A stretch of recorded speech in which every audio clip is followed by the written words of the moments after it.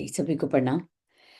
प्रज्ञोपनिषद पंचम मंडल छठा अध्याय याज्ञवल्क्य ऋषि ज्ञान सत्र के अध्यक्ष उन्हीं के साथ हम आज बैठते हैं। तो देखिए छठे दिन में आज क्या काम हुआ। कहते छठे दिन की ज्ञान गोष्ठी जो है कैसे प्रारंभ हुई है। मंगलाचरण पूर्वक आरंभ हुई। सभी ने सस्वर गायत्री पाठ किया, गायत्री मंत्र का पाठ किया और सविता देवता का ध्यान किया। क्योंकि यहाँ ध्यान सविता देवता का ध्यान क्यों? ज्ञान विज्ञान के प्रकाश केंद्र जो सविता देवता है उनका ध्यान किया और ज्ञान यज्ञ में समिधा डालकर आलोक को प्रज्वलित किया। अब यहाँ पे कौन सा यज्ञ चल रहा है? ज्ञान यज्ञ में समिधा डाली जा रही है। ज्ञान की समिधाएं, ज्ञान का आदान प्रदान। जिस आलोक से, वो जो ज्ञान का आलोक है, कौन सा आलोक? जिस आलोक से ये सारी सृष्टि जो है ओतप्रोत है। सत्र अध्यक्ष याज्ञवल्क्य जी का संकेत मिलते ही ऋषि कौंडिन्य खड़े हुए और उन्होंने विनम्र भाव से अपनी जिज्ञासा को प्रकट किया। कौंडिन्य बोले, हे देव, धर्म संबंधी कल का विवेचन सुनने के बाद हम सब ने उस विषय पर काफी मंथन किया है कि आपने कल धर्म के बारे में बताया था। हमने काफी सोचा।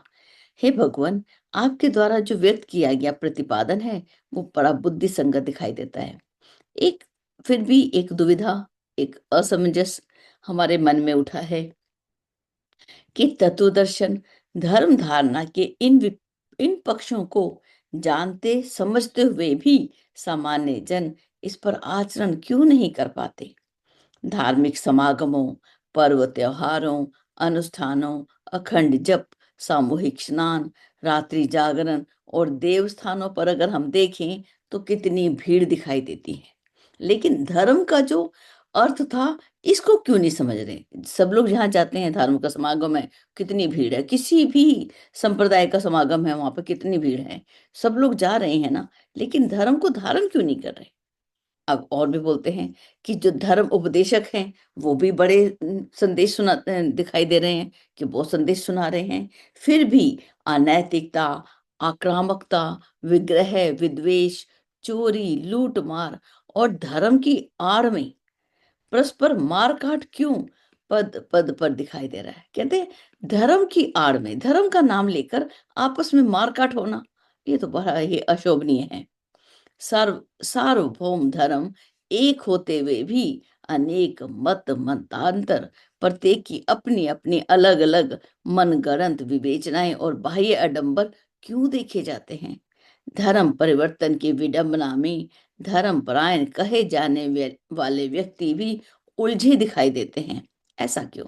हे तत्वदर्शी, इस विसंगति का कारण बताइए और साथ ही इस विपर्य से बचने छूटने का उपाय भी। पहली बात तो ये है क्यों, और दूसरा हम इससे छूटेंगे कैसे। तो याज्ञवल्क्य ऋषि बोले कि आपकी जिज्ञासा सुनकर बड़ा मन प्रमुदित होता है कि आपने ऐसा प्रश्न पूछा है कि मानवता को धन्य किया है। तो देखिए इसके समाधान में वो क्या बताते हैं, इसको सुनो। कहते हैं जैसे शरीर और प्राण दोनों मिलकर एक पुरुष बनता है। पूर्ण पुरुष कैसे बनता है? एक व्यक्ति कैसे बनता है? उसके अंदर शरीर भी है, प्राण भी है। ऐसे ही धर्म भी ऐसे ही दो घटकों से मिलकर बना है।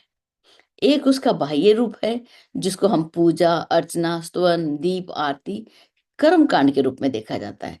परम सत्ता का ध्यान करने के लिए कभी कभी प्रतीकों का आश्रय लिया जाता है। वस्तुतः वो ईश्वर कैसा है? स्वतः निराकार है। प्रत्येक संप्रदाय में इसके भिन्न भिन्न रूप हो सकते हैं। ये प्रतीकों का जो स्वरूप है, प्रत्येक संप्रदाय में अलग अलग रूप से व्यक्ति जो है वो उपासना कर सकता है। चूंकि प्रतीकों में देश काल आदि कारण होते हैं, पर उन सबका लक्ष्य एक ही होता है। अब जैसे अब बहुत पीछे जाएं तो सिंधु घाटी की सभ्यता, मोहनजोदाड़ो की सभ्यता, तो उसके अंदर भी देखते हैं कि मूर्तियां धरती से निकलती हैं। तो उसमें भी शिव और पार्वती और दुर्गा ऐसी मूर्तियां दिखाई देती हैं। तो जैसा समय था, देश था, वहाँ का काल था, वहाँ के लोगों की वेशभूषा थी, वो ईश्वर को भी वैसा ही प्रकट करते थे, वैसा ही बना लेते थे। इसी प्रकार से, लेकिन इसका लक्ष्य क्या है? इस लक्ष्य को हम समझेंगे कि समष्टि में संव्याप्त ब्राह्मी चेतना सत्ता से एक आत्मता स्थापित करना, कि वो जो परमात्मा है, वो जो चेतना सत्ता है, उससे एक हो जाना, उससे एक संबंध स्थापित कर लेना। उस भगवत सत्ता के गुणों को अपने जीवन में उतारना, ये हमारा काम है। उपासना के विधि विधान, पर्वों के रीति रिवाज भिन्न भिन्न हो सकते हैं, लेकिन यदि गहराई से देखा जाए तो ये सभी पद्धतियां हैं जिन्हें अपनाकर सभी एक ही लक्ष्य, सत्प्रवृत्तियों के समुच्चय, उस परमात्म सत्ता के निकट पहुंचने का प्रयास करते हैं। कि ये सारी ऐसी पद्धतियां हैं जिनको अपनाकर मनुष्य जो है ईश्वर के निकट पहुंच जाता है। उपासना, उसके पास जाके बैठ जाता है, निकट जाके बैठ जाता है। तो ये जो है लक्ष्य एक ही था, भले ही हम किसी भी तरीके से ईश्वर की उपासना करें। ये पहला, एक दो रास्ते बताए। पहला बाह्य रूप है, दूसरा जो है अंतरंग रूप है। वो कौन सा है? उसको भावना प्रदान बोलते हैं। कर्म कांड इत्यादि में प्राण भावना के समावेश से ही आता है। यदि हमने कर्म कांड किया और उसमें भावना ही गायब है ही नहीं, तो वो जो है वो तो प्राण नहीं आ सकता, उसमें प्राण की कमी रहेगी। उसके बिना तो वो निर्जीव मात्र चिन्ह पूजा, मन बहलाव का साधन बनकर रह जाते हैं। भावना अच्छी नहीं है तो हाँ, ये हो सकता है कि 2 घंटे गए, घर से निकल गए, जाके सत्संग कीर्तन में गाया बजाया, लेकिन अंदर के भाव गायब हैं। तो कैसा होगा? समय बहलाने का, काटने का, मन बहलाने का साधन हो सकता है, लेकिन उसके अंदर जो है भक्ति जो है वो हमें गायब दिखाई देती है, वो नहीं है। समस्त प्राणी समुदाय एवं मानव मात्र से निर्विशेष प्रेम और सेवा साधना को ही धर्म का प्राण मानना चाहिए। सारा प्राणी समुदाय और मानव मात्र से सबसे प्रेम, सबसे, और दूसरा सेवा साधना को ही धर्म का प्राण मानना चाहिए। धर्म की पूर्णता, जीवन की सार्थकता स्वयं को प्रेममय और सेवामय बनाने से ही संभव हो सकती है। हम कहते हैं हमारा जो जीवन पूर्ण हो जाए, तो धर्म अगर यदि हम चाहते हैं पूर्ण हो, तो और इस जीवन की सार्थकता कैसे है? हम प्रेममय हों और सेवामय हों, ऐसी हमारी वो। जी, आगे देखते हैं श्लोक नंबर 28 में। हे ऋषि श्रेष्ठ, परमात्म सत्ता से सच्चे हृदय से प्रीति रखने वाले मुमुक्षु जनों को सृष्टि के प्रत्येक कण में चहुं और उन्हीं की छाया दिखाई देती है। जो सच्चे हृदय से ईश्वर से प्रेम करते हैं, ऐसे मुमुक्षु जनों को सृष्टि का हर कण में, हर जगह वो ईश्वर ही दिखाई देता है। वृक्ष, वनस्पति हो, जीव जंतु हो, विभिन्न वर्ण हो, वर्ग हो, जाति हो, लिंग हो, सब के अंदर, नर समुदाय में उन्हें एक ही चराचर सत्ता के दर्शन होते हैं। ये जो है, ये किसका लक्षण है? जो ईश्वर से सच्चे मन से प्रीत रखते हैं, ऐसे मुमुक्षु जनों का ये लक्षण है। लेकिन जो जो व्यक्ति धनी निर्धन, छोटा बड़ा, ऊंच नीच का भेदभाव भुलाकर प्राणी मात्र को प्रेम की दृष्टि से देखते हैं, वही सच्चे अर्थों में धर्मपरायण है। कौन है धार्मिक? ये है, इन लोगों को धर्म से संबंधित मानना चाहिए। परमात्मा को प्यारे हैं वही व्यक्ति, ईश्वर भी उनको प्यार करता है। वस्तुतः प्रेम की परिधि असीम है, अनंत है। जब मनुष्य सेवा साधना में निरत हो, हर काम को पूजा मानकर करता है, तो उसका अहंकार जो अपूर्णता का कारण है स्वयमेव मिटता चला जाता है, एवं उसे परमात्मा सत्ता से एकत्व की पूर्णता की अनुभूति होने लगती है। तो ये जो है प्रेम का है, जो है हर काम को पूजा मान के करना। और जब हम इस तरीके से काम करते हैं तो हमारा अहंकार जो है वो अपने आप मिटता चला जाता है और ईश्वर के साथ एकाकार होता चला जाता है। तो बहुत ही सुंदर तरीके से यहाँ पे ऋषि याज्ञवल्क्य ने हमें बता रहे हैं। आगे देखते हैं श्लोक नंबर 34 का पैराग्राफ है जो।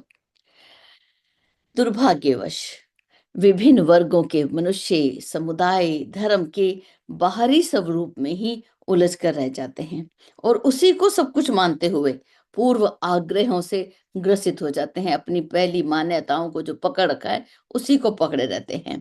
कहते हैं इस विडंबना से जन समुदाय को मुक्ति दिलानी चाहिए। आपने कभी देखा है कि किसी जीव जो है, आजकल तो ये बहुत दिखाई देता है कि कोई जीव है, उसका जो प्लास्टिक के किसी बर्तन में मुंह फंस गया उसका हाथ पैर फंस गया और वो चलने में असुविधा हो रही है। ऐसी कितनी हमें आजकल वीडियोज दिखाई देती हैं कि जो हम लोग गंदगी फैला रहे हैं, उससे इन जीवों को कितना नुकसान हो रहा है। ऐसे ही आज जो मनुष्य जीवन है, वो भी इस विडंबना में ऐसे उलझ के रह गया है।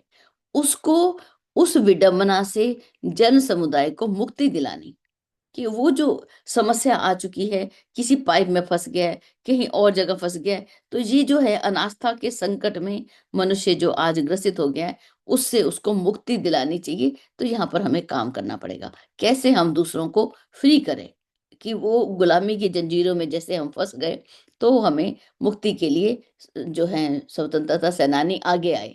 वही समय हमें यहाँ पर भी दिख रहा है।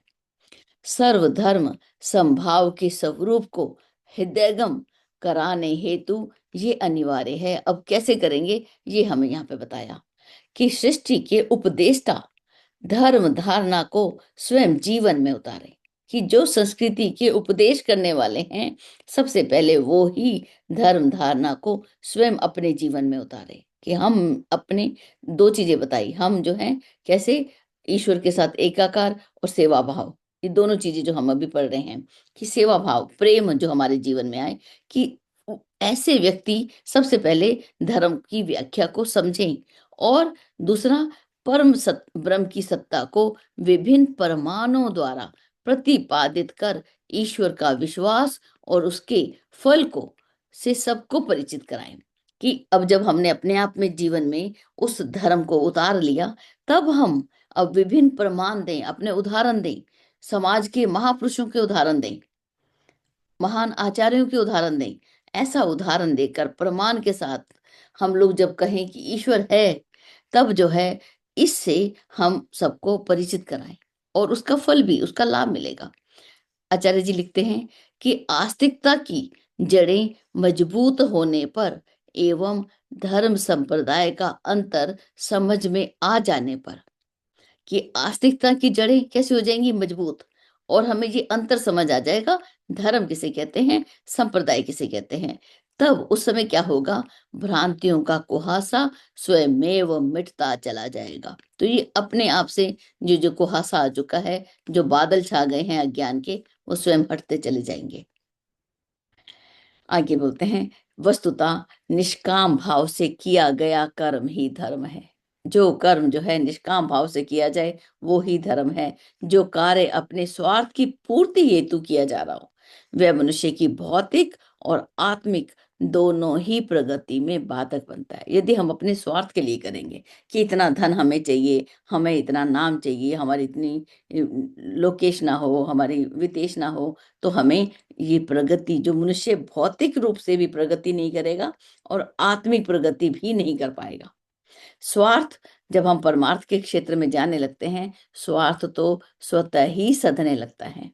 जब मनुष्य प्राणी मात्र की सेवा को अपना धर्म मानकर परमार्थ में जुट जाता है, जब मनुष्य कैसे किस अवस्था में आता है, कि प्राणी मात्र को ही, कि उनकी सेवा को ही अपना धर्म मान लेता है, और किस में जुट जाता है, परमार्थ में जुट जाता है। तब स्थिति कैसी हो जाती है, गोरस बेचन हरि मिलन एक पंथ दो काज, कि जो गऊ का दूध बेचने जा रहा है, उसको दो लाभ हो रहे हैं, और एक एक तो उसको बेचते बेचते जो है उसको ईश्वर मिल गया। जैसे हम बोलते हैं कि मेहंदी को पीसने वालों के हाथ स्वतः ही लाल हो जाते हैं।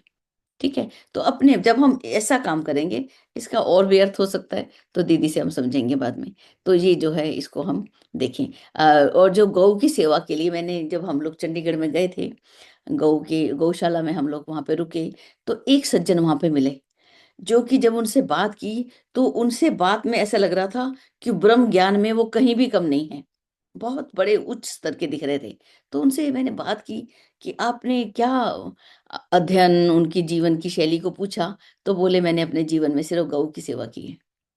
इसका एक और उदाहरण भी देखते हैं, कि जब सत्यकाम जाबाल अपने गौतम ऋषि के साथ वनों में गए थे, तो वहां पे गए, शिक्षा लेने गए थे, तो उन्होंने क्या किया था, उन्होंने 400 गाय जो थी सत्यकाम जाबाल को दे दी थी, और बोला कि जाओ, जब ये 1000 हो जाएंगी ना, तो इनको वापस ले आना। तो वो गऊ को लेकर घूमते रहे, और जब वो 1000 हो गई, तब एक दिन जो बैल था वो ही बोला कि सत्यकाम, अब हम 1000 हो चुके हैं, हमें गुरु के पास चलना चाहिए। तो वो चलने लगे। जहां जहां रास्ते में वो रुकते रहे, उनको जो है ब्रह्म विद्या की अपने आप से अग्नियों ने आकर, इन प्रकृति के हंस ने आकर, बैल ने आकर उनको ब्रह्म ज्ञान दे दिया कि जब हम किसी भी काम को सेवा भाव से करते हैं, गौ की सेवा कर रहे हैं, बड़े सेवा भाव से कर रहे हैं, किसी प्राणी की। जैसे एक और उदाहरण आता है कि एक हजारी बाग के नाम से एक व्यक्ति मशहूर हुए, उनका पूरा नाम मैं नहीं जानती हूँ, लेकिन उन्होंने 1000, उनको ऐसी जगह मिली, उन्होंने 1000 वृक्ष लगा दिए, तो हजारी बाग कहलाया वो। तो ऐसे ही जब हम ऐसा काम करते हैं, इतना लाभ मिला, एक वृक्ष का लाभ केवल एक व्यक्ति को मिलता है क्या?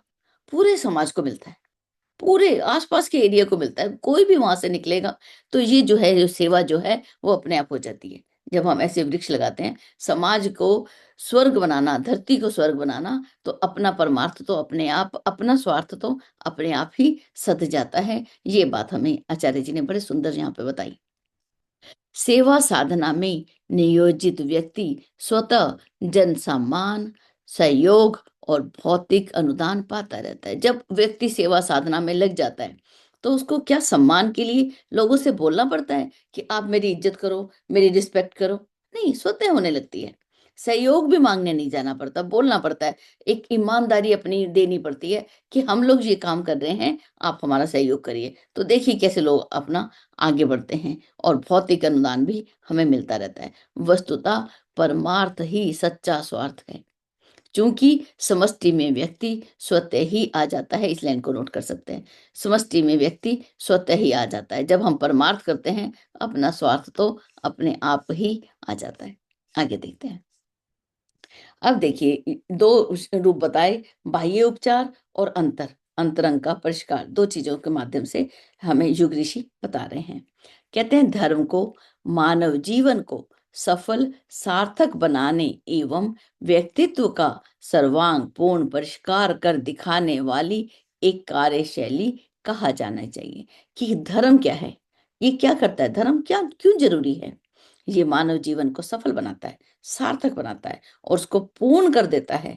तो एक एक कार्यशैली, एक वे टू डू वर्क, हम कैसे काम करें, एक कार्य, एक टाइम टेबल बनाते हैं, एक लेसन तैयार करते हैं। ये सब हम कहाँ से सीखेंगे? धर्म के माध्यम से। कार्यशैली को हम समझें थोड़ा सा यहाँ पे।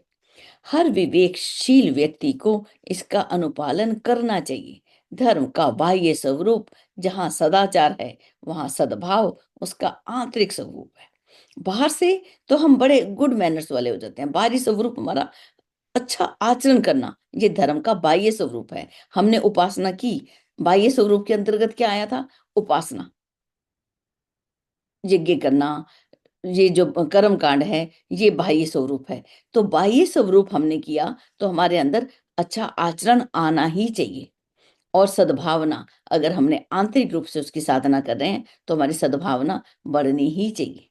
जो व्यक्ति श्रम, सेवा आदि धर्म की बहिरंग प्रवृत्तियों एवं सज्जनता, शालीनता, सरलता, सादगी, संवेदनशीलता, उदारता, करुणा, मैत्री जैसी अंतरंग सत्प्रवृत्तियों को अपनाकर जीवन क्रम चलाते हुए दैनंदिनी दैनिक जीवन में शांति और संतोष की अनुभूति करता है।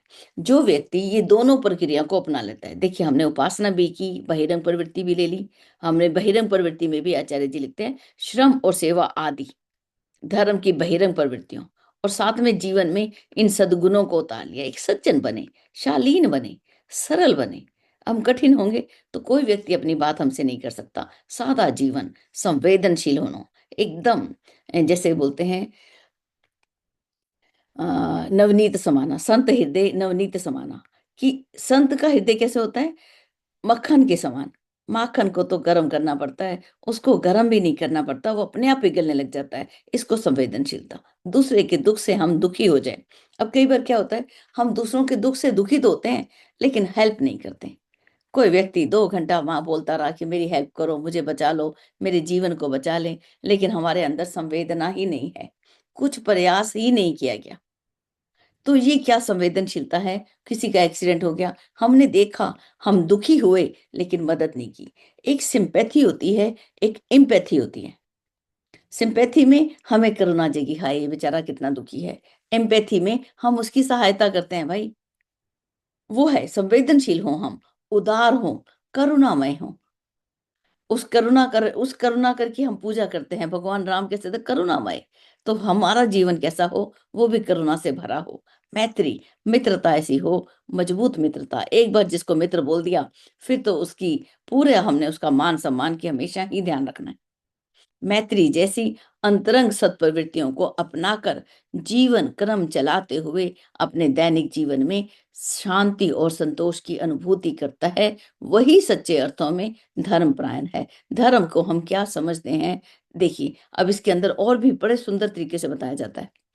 हे तात, मानव धर्म में आस्था रखने वाले। अब यहाँ पे कौन से धर्म की बात कर रहे हैं? आज के समय में कौन सा धर्म चलेगा? मानव धर्म। जो इसमें आस्था रखता है, वो कभी भी अपनी मान्यताओं के प्रति दुराग्रही नहीं होता।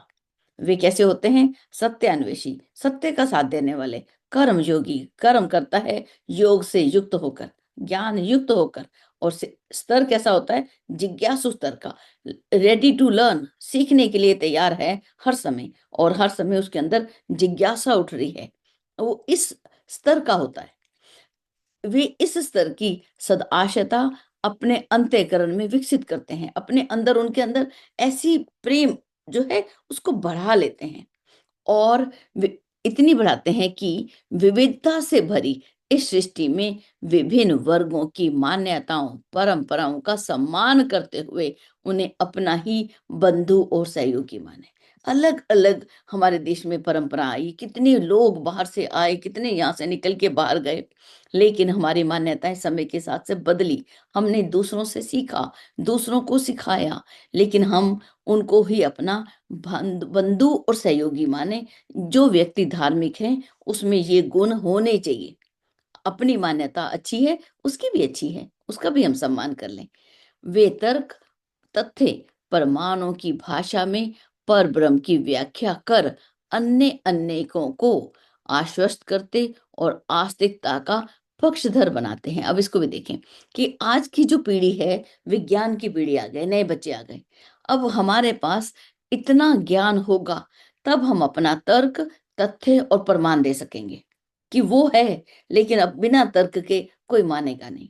तथ्य भी देना होगा, प्रमाण भी देना होगा। अगर प्रैक्टिकल करके दिखाना पड़े तो वो भी करके दिखाना पड़ेगा कि कैसे हम उस परम ब्रह्म की व्याख्या करें। और सबको, जब हम ईश्वर को मान लेते हैं कि ईश्वर है, तो दो उपाय बताए थे, कठोपनिषद में आया था कि वो है और नहीं।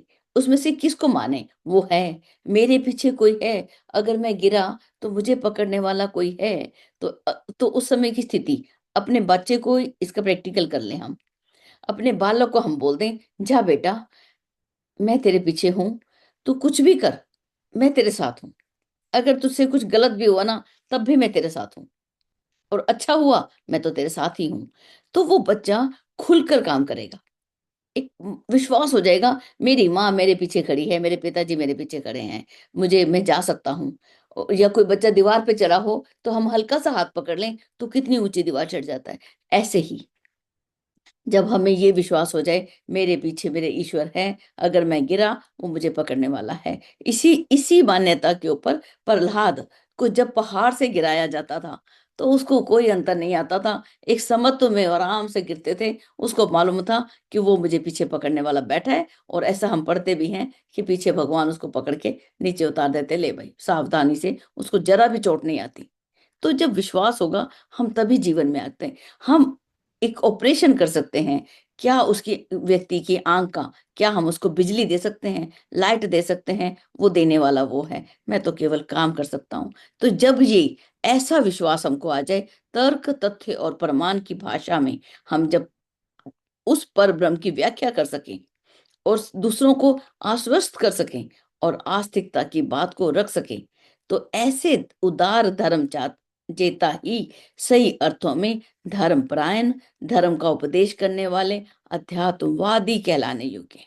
ऐसे व्यक्ति ही जिन्होंने धर्म को अपने जीवन में उतार लिया, अप्रस्तुत करें, और इसके विपरीत आचरण करने वाले तत्कालिक अर्थ, लाभ और सम्मान भले ही पाले, अगर इसके आचरण विपरीत है, हो सकता है वो बहुत सारा धन पाले और बहुत सारा लाभ भी मिल जाए और बहुत सारा मान भी मिल जाए, वो फूल मालाओं से लाद दिया जाए, लेकिन अंततः उसकी यथार्थता सबके सम्मुख आ जाती है, जो आज हम देखते भी हैं कि वो वास्तव में है कौन, उनकी यथार्थता क्या है, और वो किस रूप में भर्त्सना के पात्र हो जाते हैं कि उनके शिष्य ही उनको अपना गुरु कहने से उनको लगता है कि अरे हमने क्या कर दिया।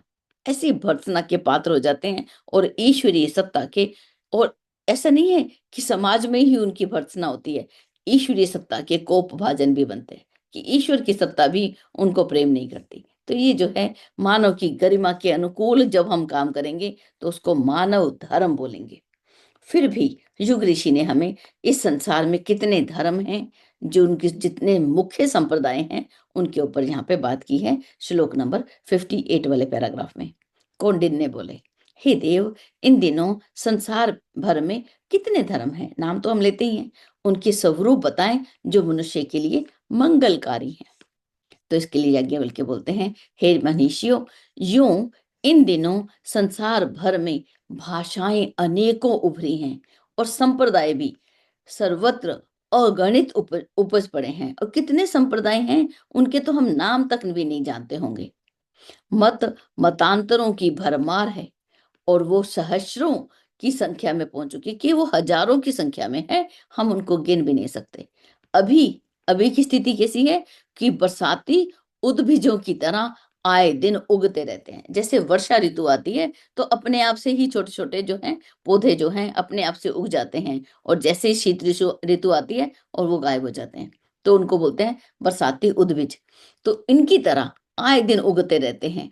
देवी देवताओं की संख्या भी इसी प्रकार बढ़ रही है, उनकी गणना संभव नहीं, न ही आवश्यक है।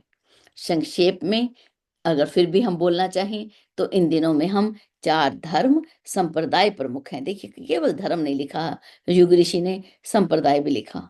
अन्य अन्यों को उन्हीं की शाखा प्रशाखा समझना चाहिए। बाकी सब जितने भी ये मुख्य 4 धर्म हैं, उनकी सब ब्रांचेस हैं, उनकी शाखाएं हैं, प्रशाखाएं हैं।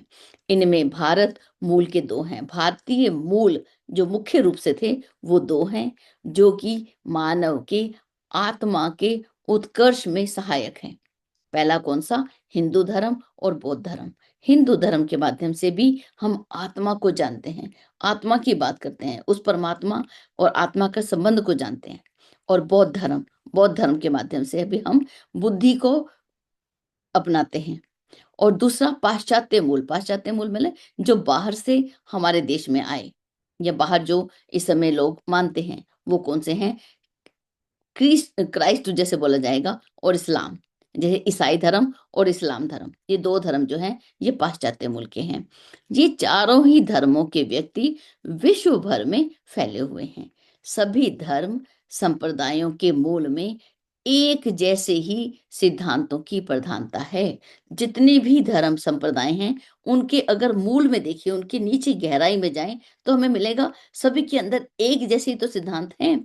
मिलजुल कर रहना, प्रेम से रहना, सत्य बोलना, डिसिप्लिन में रहना, सेल्फ डिसिप्लिन फॉलो करना। तो ये सब क्या है? सभी के अंदर एक ही तो है। कोई कहेगा कि नहीं भाई तुम अनुशासन में मत रहो, क्या किसी संप्रदाय की धर्म की ये व्याख्या हो सकती है? और उनमें सब में सनातन धर्म तत्व का ही निरूपण किया गया है। ये सनातन धर्म, उनमें कहीं कोई भिन्नता नहीं। अब इसके उदाहरण देकर बताते हैं। हे तात, जब सूर्य, चंद्र, पवन, ऋतु, नदी, सरोवरों से सबका संबंध और अधिकार है, तो फिर धर्म तत्व में ही भिन्नता क्यों होगी? जब सबके सूर्य सबके लिए चमकता है, चंद्रमा सबको शीतलता देता है, वायु सबके लिए बहती है, पानी सबके लिए आता है, तो फिर धर्म तत्व में भिन्नता क्यों हो गई? एक सनातन है जो सबके अंदर व्यापक है। वो सनातन को हमने जानना है। जो सनातन तत्व है वो कौन है? ठीक है, आगे चलते हैं, देखते हैं युग ऋषि क्या बताते हैं। अब देखिए, हे तात, जब जब इस विश्व वसुधा पर रहने वाले धर्म के इस शाश्वत स्वरूप को मानकर उसे धारण करते रहते हैं। इसी पृथ्वी पर सतयुगी वातावरण रहा है। जब सबने धर्म के इस शाश्वत स्वरूप को माना, उसे धारण किया, तो धरती कैसी थी? उस समय हम बोलेंगे यहाँ पर सतयुग का वातावरण था। अनास्था कब आ गई? अनास्था तो धर्म के विकृत स्वरूप, मान्यताओं के प्रति दुराग्रह, दूरदर्शी विवेकशीलता का अभाव और नियामक सत्ता के अनुशासन की अवज्ञा से ही पनपती है। ये अनास्था के 4 मुख्य कारण बता दिए। धर्म एक विकृत स्वरूप ले लेता है। मान्यता, मेरी मान्यता अच्छी, तुम्हारी गलत। दूरदर्शी विवेकशीलता का अभाव, हम दूर की दृष्टि ही नहीं। आज हम ये वाणी एक बात बोल रहे हैं, इसका प्रभाव क्या होगा? माँ बोल देती है अगर गिर गया मार इसको, इसका दूरगामी परिणाम क्या होगा? माँ को नहीं मालूम। आज हम क्या कर रहे हैं, इसका दूरगामी परिणाम क्या होगा वो हम समझें। और नियामक सत्ता के अनुशासन की अवज्ञा, कि उस ईश्वर ने कुछ नियम बनाए हैं, उसी के नियम से, कठोपनिषद में श्लोक आता है, उसी के डर से ये पृथ्वी, ये जो पवन बहता है, उसी के डर से ये सूर्य समय पे निकलता है, ये उसी के डर से ये पवन बहता है, उसी के डर से मृत्यु दौड़ दौड़ के काम करता है। लेकिन हम उसी का डर जो है, उसका जो है, हमें भूल जाते हैं कि वो हमारे ऊपर एक वज्र को लेकर बैठा है। अगर हम गलत काम करते हैं तो झट से वो प्रहार करता है, लेकिन हमें उसकी लाठी की आवाज नहीं है, इसलिए हम डरते भी नहीं हैं। उसके नियम और उसके अनुशासन की अवज्ञा कर देते हैं।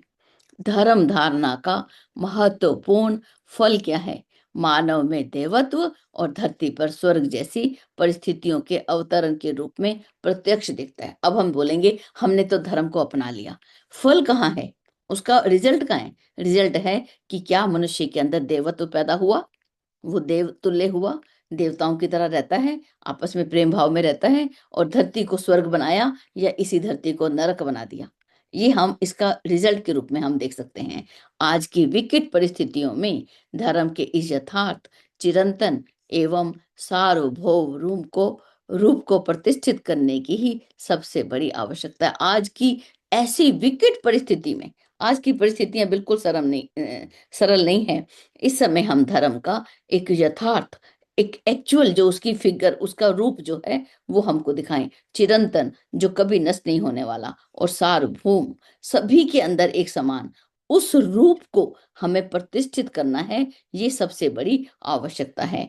धर्म बढ़ेगा तो उसके इर्द गिर्द लिपटा अनुपयुक्तों का आवरण टूटेगा ही। अगर धर्म बढ़ेगा तो ये जो गलत चीजें हैं, इसका जो एक आवरण बन गया है, ये निश्चित रूप से टूटेगी ही। चलिए, मैं अपनी वाणी को यहीं विराम देती हूँ। यहीं तक रखते हैं 70। थोड़ा सा और है आगे, वो कल देखते हैं कितना। तो हम चलते हैं सीधा हम दीदी के पास आशीर्वाद लेने। हेमलता दीदी, प्रणाम। आप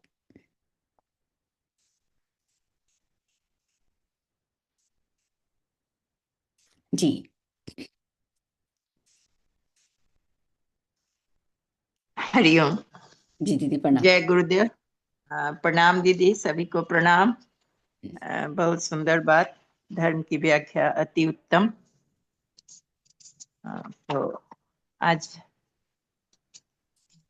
कहाँ तक हुआ दीदी? कितने श्लोक तक हुआ? 70 तक हो गया दीदी। 70। 70 तक जी। तो आइए थोड़ा सा हम लोग जो समझ पाए हैं इसकी चर्चा कर लेते हैं।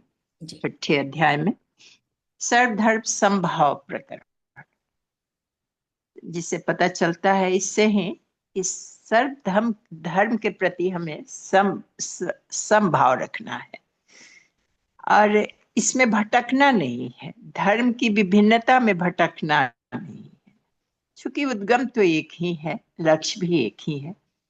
तो आज 6ठा दिन था और ज्ञान गोष्ठी मंगलाचरण के साथ शुरू हुआ और उसमें सस्वर गायत्री पाठ किया गया। उसके ज्ञान विज्ञान के प्रकाश केंद्र सविता देव का ध्यान करते हुए ज्ञान यज्ञ में समिधा डालकर आलोक प्रज्वलित किया गया।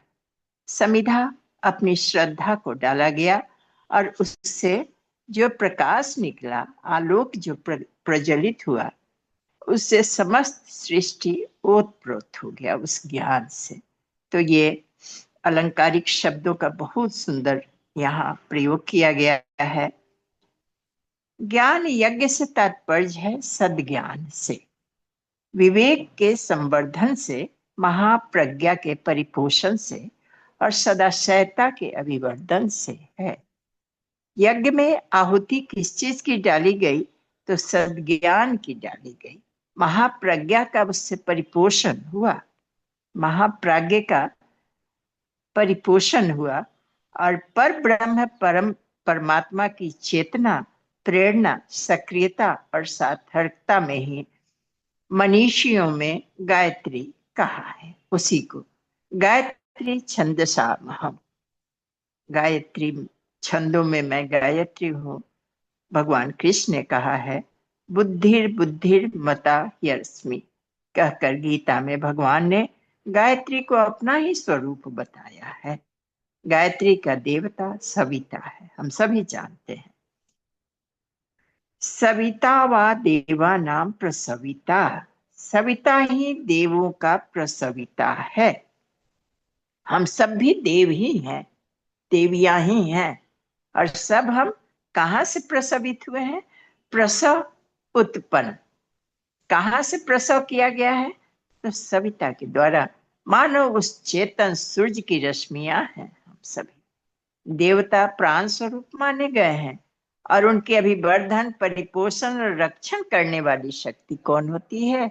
गायत्री होती है।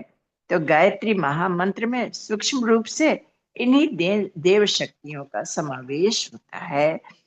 लौकिक परलौकिक उत्कर्ष, जीवन की व्यक्तिगत तथा संपूर्ण विश्व की व्यष्टि और समष्टिगत समस्याओं का सर्वतोमुखी समाधान कहाँ है? तो गायत्री महामंत्र में है।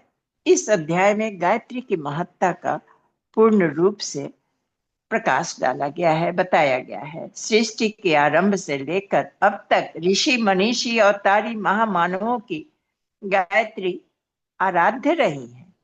यहाँ भी ऋषियों ने उसी का आश्रय लिया और आगे बढ़ा। अब कौंडिल्य ऋषि क्या कहते हैं कि धर्म संबंधी कल का विवेचन सुनने के बाद हम सबने उस विषय पर काफी मंथन किया, चिंतन किया। भगवान अब कौंडिल्य ऋषि छात्र के रूप में है, जिज्ञासु के रूप में है। कहते हैं याज्ञवल्क्य ऋषि से कि हे भगवान, आपके द्वारा जो व्यक्त किया गया सभी प्रतिपादन बुद्धि संगत दिखता है। एक असमंजस हमारे मन में है। क्या है? कि धर्म धारणा के विभिन्न पक्षों को जानने समझते भी सामंजस्य इस पर आचरण क्यों नहीं कर पाते हैं? सामान्य जन क्यों नहीं आचरण कर पाते हैं? जो कल आपने विवेचन किया, धर्म के पक्षों को बताया भांति भांति से, तो उसको सब जान कर भी उसका आचरण क्यों नहीं कर पाते हैं? सामान्य धार्मिक समागमों में, पर्व त्योहारों में, अनुष्ठानों में, अखंड जप, सामूहिक स्नान, रात्रि जागरण में, देव स्थानों पर जन साधारण के अपार भीड़ देखी जाती है,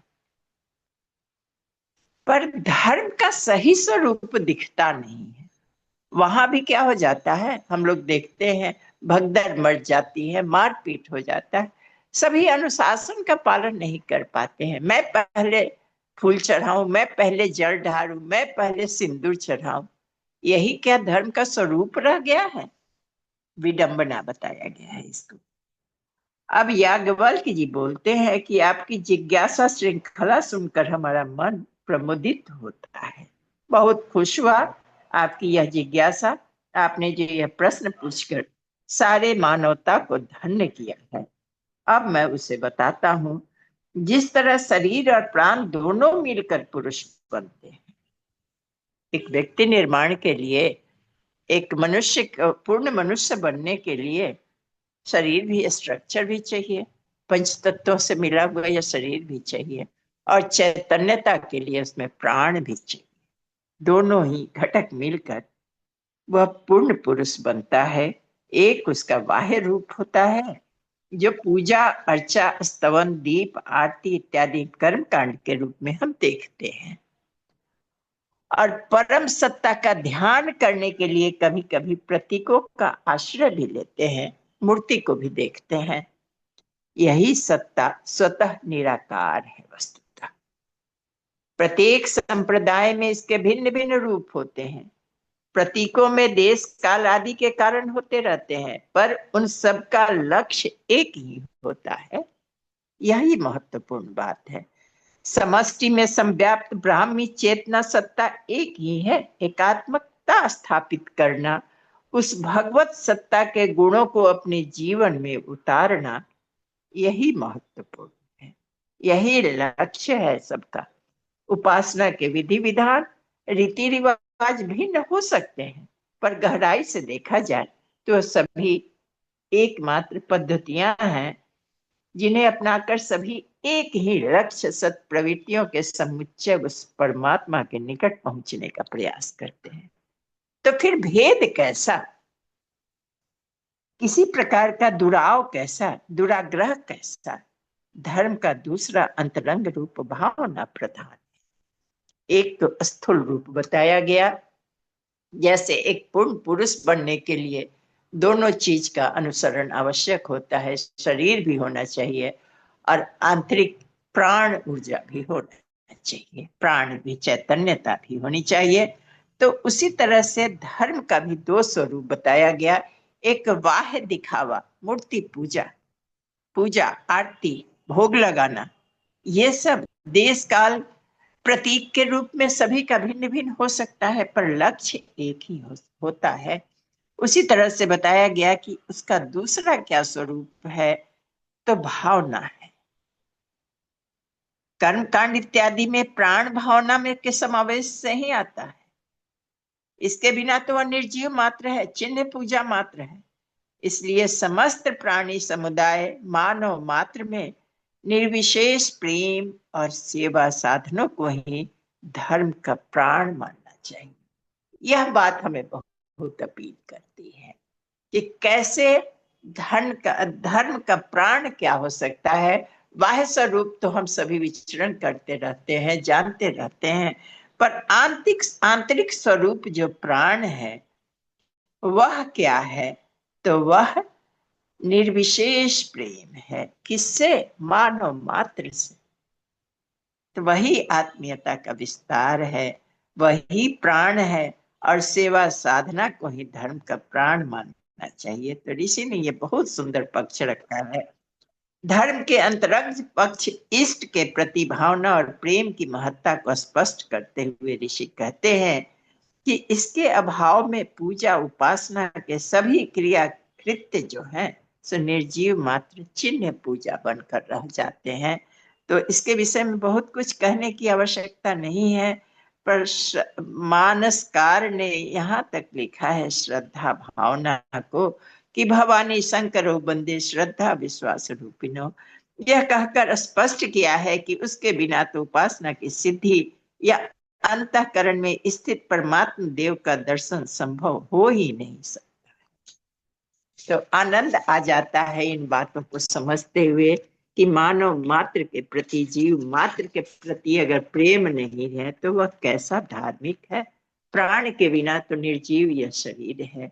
तो धर्म भी निर्जीव है अगर प्राणी मात्र के प्रति सेवा की भावना ना हो, प्रेम की भावना ना हो।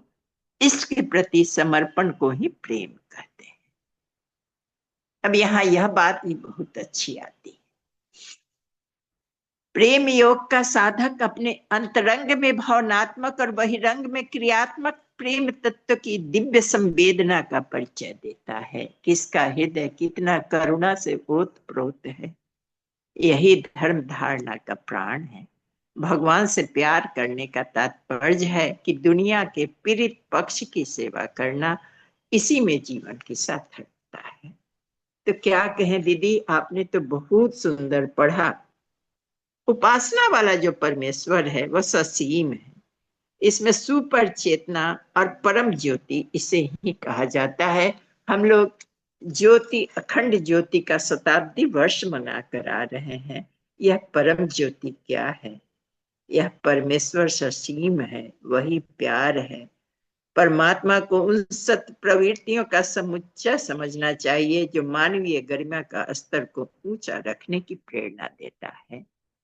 तो धर्म को समझना इसलिए भी आवश्यक होता है, धर्म के दलदल में हम न फंसे, उसके उत्कृष्ट स्वरूप को समझे। यहाँ पर यही बताया गया है, निष्काम भाव से किया गया कर्म ही धर्म होता है। कई स्वरूप बताया है ऋषि ने इसे, कई प्रकार से समझाने का। स्वरूप तो एक ही है धर्म का, पर कई प्रकार से इसे समझाने का कोशिश किया गया है कि अगर कर्म योग के रास्ते हम आते हैं तो निष्काम भाव से जो कर्म किया जाता है वही धर्म होता है, और जो अपने स्वार्थ की पूर्ति हेतु किया जा रहा हो वह भौतिक एवं आत्मिक दोनों ही प्रगति में बाधक ही बन। आपने दीदी बहुत सुंदर कहा, जो मेहंदी लगाने वाले का, मारने वाले का हाथ स्वयं भी लाल हो जाता है। यही ज्ञान की शिक्षा मिलती है। स्वार्थ तो आसानी से सधता है, पर मनुष्य प्राणी मात्र की सेवा को अपना अगर धर्म मानकर परमार्थ में जुट जाता है तो वह गोरस बेचने, बेचन हरि मिलन, एक पंथ दुई काज हो जाता है। जैसे मेहंदी का उदाहरण है, और गोरस बेचना मतलब गाय की सेवा भी हम करते हैं और उसका गोरस प्राप्त करते हैं, तो ये दोनों काज हो जाता है। परमात्मा का भजन भी हो जाता है और पैसे भी उससे प्राप्त हो जाते हैं। तो इस तरह से महर्षि ने अनेक तरह से समझाया है। धर्म को मानव जीवन को सफल सार्थक बनाने और व्यक्तित्व का सर्वांग पूर्ण परिष्कार कर दिखाने वाली एक कार्य शैली का है। धर्म को इस रूप में भी अब व्याख्या किया जा रहा है कि यह कार्य शैली है, अपना व्यक्तित्व का सर्वांग पूर्ण परिष्कार करने वाला। धर्म का वाह्य स्वरूप जहाँ सदाचार है वहां सद्भाव है। जहां सदाचार होगा तो सद्भावना निश्चित रूप से आएगी। उसका आंतरिक स्वरूप सद्भाव ही होगा। जो व्यक्ति श्रम सेवा आदि धर्म की बहिरंग प्रवृत्ति और सज्जनता, शालीनता, सरलता, सादगी, संवेदनशीलता, उदारता, करुणा, मैत्री जैसा अंतरंग सत्य प्रवृत्तियों को अपनाकर जीवन चलाता है, वह दैनंदिन जीवन में शांति और संतोष की अनुभूति करता है। जब अंतरंग और बहिरंग एक समान हो जाता है तो यह स्थिति उत्पन्न होती है। ऋषि कहते हैं कि अगर एक ही पक्ष उसमें कार्यरत हो तो फिर वह सही नहीं, वह दिखावा है, बनावटीपन। तो इस तरह से भी धर्म को अंतरंग और बहिरंग एक पूर्ण पुरुष के रूप में हम देखें तो यह शरीर और प्राण के रूप में देखें। मानव धर्म में जो आस्था रखते हैं, अपनी मान्यता के प्रति दुराग्रही नहीं होते, वे कैसे होते हैं?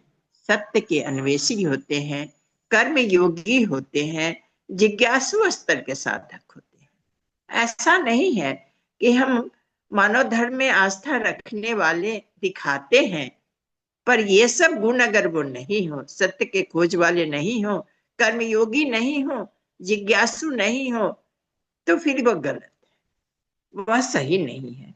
ऐसे उदार धर्म चेता ही सही अर्थों में धर्म परायण, धर्म के उपदेशक, अध्यात्मवादी कहलाने के योग्य हैं। और इसके विपरीत जिनका आचरण है वो तत्कालिक अर्थ में लाभ भले ही मिलता हो, पर उनकी यथार्थता दिखावापन वाली।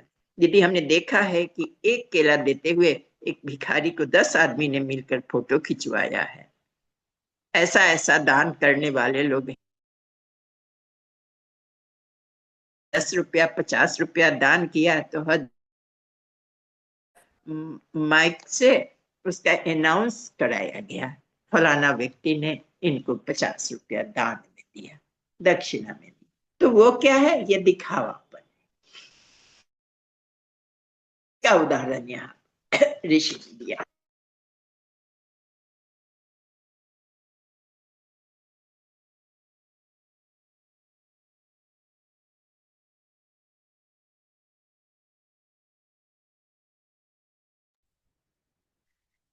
दीदी आपकी आवाज नहीं आ रही। इन धर्म कितने हैं, यह पूछा गया है कौंडिन्य के द्वारा। तो कृपया आप बताएं जो मनुष्य के लिए मंगलकारी हो। अब ऋषि बताते हैं, में बहुत भाषाएं हैं, अनेक उभरे हैं, अगणित उपज पड़े हैं, मत मतांतरों की भरमार हो गई है, सहस्त्रों की संख्या में पहुंच गई है। लेकिन संक्षेप में इन दिनों 4 धर्म ही संप्रदाय प्रमुख हैं।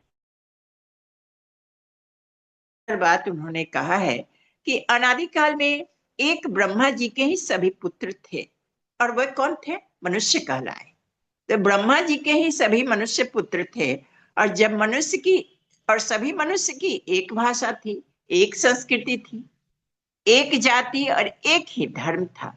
सभ्यता के विकास में देश काल और परिस्थितियों को देखते हुए मनीषी अवतारी महामानव में श्रेष्ठता का संवर्धन हुआ, और निकृष्टता के निवारण के लिए जो सिद्धांत और आचार संहिता बने, वो सभी कालांतर में धर्म संप्रदाय के नाम से जाने जाने, और इसी से विद्वेष भी उत्पन्न हुआ।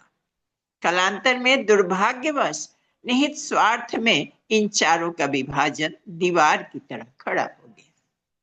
तो ऐसा बताया गया, सभी ने एक सार्वभौम सत्ता के साथ सभी धर्म संप्रदायों में बाह्य कलेवर में विविधता होते हुए भी मौलिक सिद्धांत सभी में एक ही समान है। तो ये बताते हैं ऋषि कि एक सार्वभौम सत्ता के साथ तदाम स्थापित करना मानव का अंतिम लक्ष्य माना जाना चाहिए। इसमें हमें भटकने की जरूरत नहीं है। सभी में एक स्वर से दुख से त्राण पाने का उपाय और सुख प्राप्ति का मार्ग बताया गया है। क्या है?